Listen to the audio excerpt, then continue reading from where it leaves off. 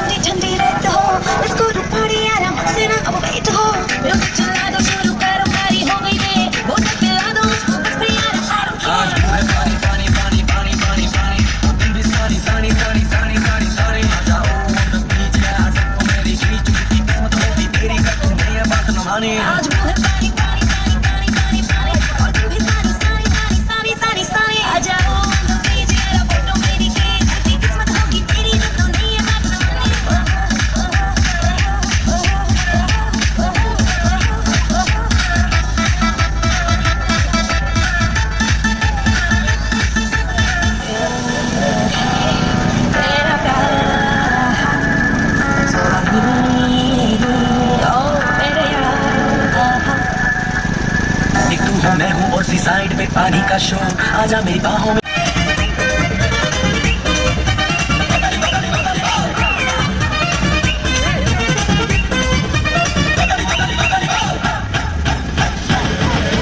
रंग चढ़ा है, रंग चढ़ेगा, बैंड बजा है, बैंड बजेगा, जश्न चला है, जश्न चलेगा, ये हो डगर वो हो डगर मैं न रुकेगा।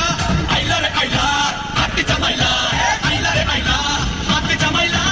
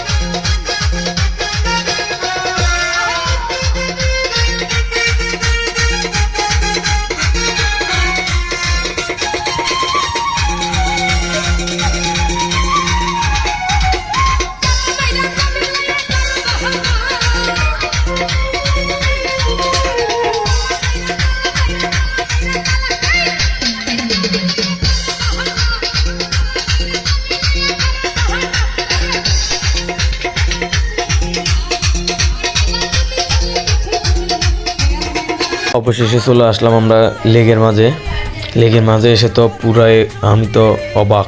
চারদিকে এত সুন্দর বলে বোঝাতে পারবো না। পানিগুলো এত সচ্ছল ছিল, একেবারে নীল ছিল পানিগুলো। তো আমরা যাচ্ছিলাম একটি পাহাড়ি বাজারে। তার আগে আমাদের বাবুচিকে একটি দ্বীপের মাঝে নামা দিছি রান্না করার জন্য। তো পাহাড়ি বাজারে কী কী আছে আপনাদেরকে দেখাচ্ছি। তো এখানে ছিল যে আপনার পোশাক আশাক ছিল পাহাড়িদের শুধু। তো এখানে আবার আনারস বিক্রি করতেছিল, বিভিন্ন ধরনের ফল বিক্রি করতেছিল, ডাব বিক্রি করতেছিল। তার মাঝে আমার বন্ধুরা চার দোকানে ঢুকে কী যে দামি শুরু করে দিছে, না দেখলে তো আসলে বুঝতে পারবো না। দেখেন না আমার বন্ধু ইলিয়াস কি সিগারেট একটা ধরা এড়ে রান্না শুরু করে দিছে। তার মাঝে আমার বন্ধু বান্ধব সবাই কিন্তু তার এরা আবার মজা নিতেছে, কিন্তু আসলে সিগারেটে কোনো আগুন ছিল না, দুষ্টামি করতেছিল।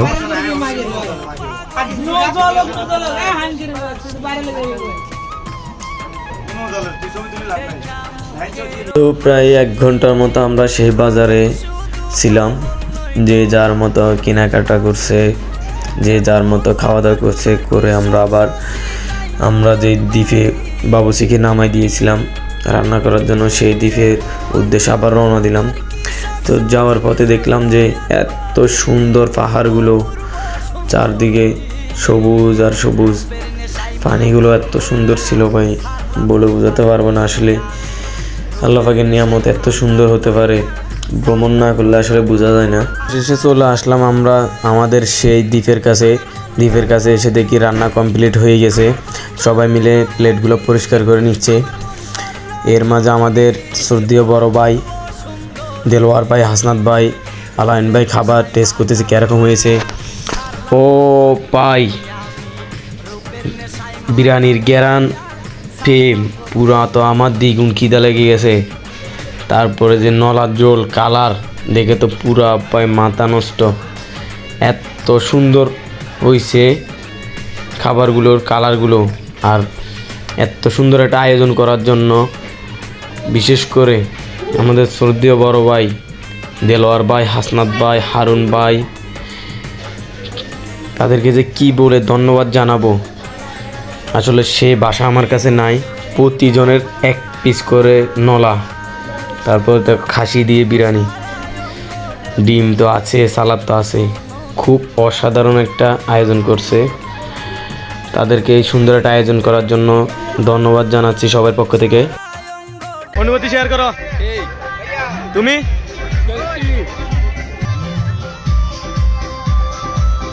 ভাইয়া অনুভূতি শেয়ার করেন আপনার। ফিলিং এক্সাইটেড, খুবই ভালো লাগতেছে এরকম একটা পরিবেশে এসে। অনুভূতি কিরকম ভাইয়া? তো আমাদের খাওয়া দাওয়া শেষ, আমরা খাওয়া দাওয়া শেষ করে এখন রওনা দিয়েছি ঝুলন্ত ব্রিজের উদ্দেশ্যে। সেখান থেকে যাবো ফলোফার্ক থেকে আমরা যাবো যে গাড়ির কাছে গিয়ে আমরা বাসার উদ্দেশ্যে রওনা দেব। তো এর মাঝে সন্ধ্যার দিকে আমাদের করিম ভাই কিছু ফোনদামি দেখে সবার হাসি আর দৌড় রাখতে পারে না, আপনারা একটু হাসেন। আমাদের ইসমাইল প্লাস হারিয়ে গিয়েছি, তারা 4 জন আমাদের খুঁজতেছে। ও ভাই, এই কথা শুনে আমরা তো 40 জন বেহুশ। এখন আমাদের ইলিয়াস ভাই বেহুশের তেলায় হেগু করে দিয়েছে। এই হেগু মুছতে গিয়ে আরেকজন জমি করে দিয়েছে, সেটা হচ্ছে আমাদের করিম ভাই।